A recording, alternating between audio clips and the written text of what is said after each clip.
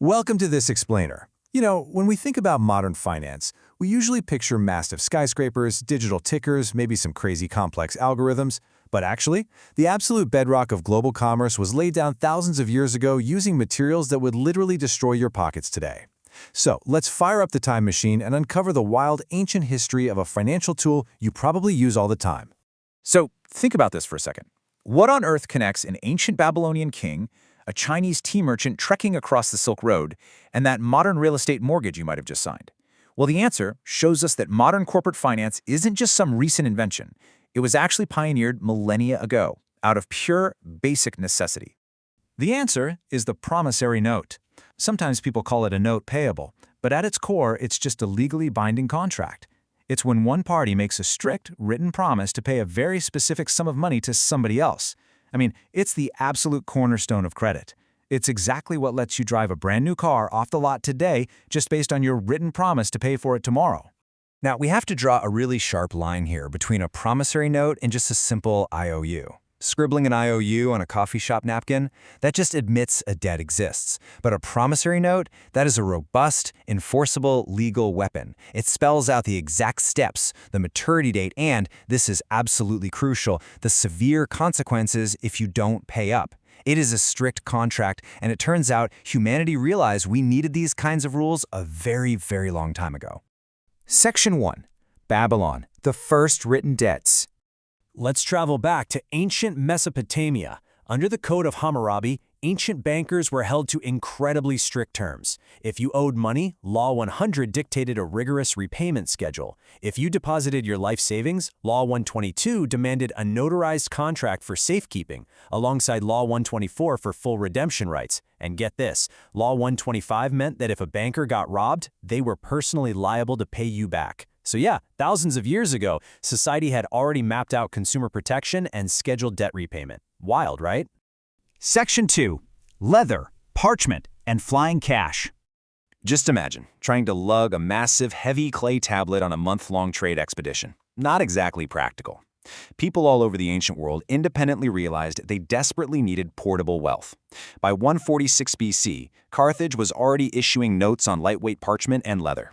Over in China, the Han Dynasty adopted leather notes around 118 BC. And we've even dug up highly durable wooden promissory tablets used by Romans in London around 57 AD. Fast forward a bit in China, and this whole concept evolved into something truly revolutionary during the Tang Dynasty. They created a system of privately issued currency known as flying cash. This meant tea merchants traveling vast, dangerous distances could just deposit their heavy coins, travel super light with just paper notes, and then safely exchange them for hard currency at major provincial capitals. It was basically an ancient wire transfer. It thwarted highway robbers and made large-scale trade incredibly efficient. Section 3. Medieval Knights and European Merchants. Okay, let's jump to medieval Europe. Around the year 1150, pilgrims traveling to the Holy Land faced a terrifying problem: highway robbers. To solve this, the Knights Templar came up with a brilliant four-step system. First, a pilgrim deposits their valuables at a local preceptory in Europe. Next, they receive a document indicating that exact value. Then, they travel safely without carrying heavy gold, and finally, upon arriving, they just exchange that document for equal treasure. The Templars had literally invented a medieval transcontinental ATM network. Because carrying heavy metal coins was such a logistical nightmare, merchants across Europe rapidly adopted these notes as a rudimentary paper money system, and historical records paint a really vivid picture of this. We see an early tradition of a signed note in Milan in 1325. Over in Görlitz in 1348, there's a record of a Jewish creditor named Didas holding a 71-mark note. And by 1371 in Valencia, a 100 florin note was issued by Bernd de Codenax. We're looking at a thriving, interconnected European economy running almost entirely on the written promise to pay. Now, we really can't forget that this European system got a massive intellectual boost from the East, all thanks to Marco Polo. When he famously returned from Asia, he was kind of acting like a medieval fintech influencer. He introduced these detailed accounts of the highly advanced Chinese paper promissory notes, and that really validated the concept for European markets that were just starting to experiment with paper wealth. Section 4. Setting global rules. For a very long time, this wild west of private promissory notes was, incredibly risky. Scams and insolvencies were literally everywhere. To finally fix this, 18 nations got together and ratified a League of Nations treaty in 1930.